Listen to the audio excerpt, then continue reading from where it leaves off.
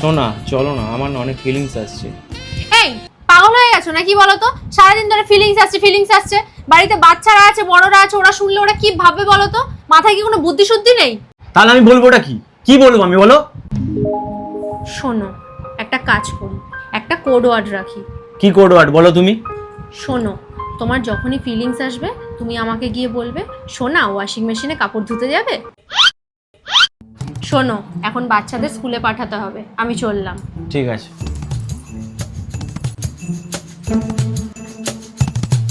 শোনা চলো না, ওয়াশিং মেশিনে গিয়ে কাপড় কাচি। বৌমা চাটা হলো?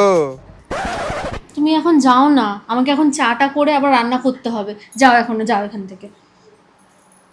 আসছি বাবা, চা নিয়ে। শোনা চলো না, ওয়াশিং মেশিনে গিয়ে কাপড় কাচি।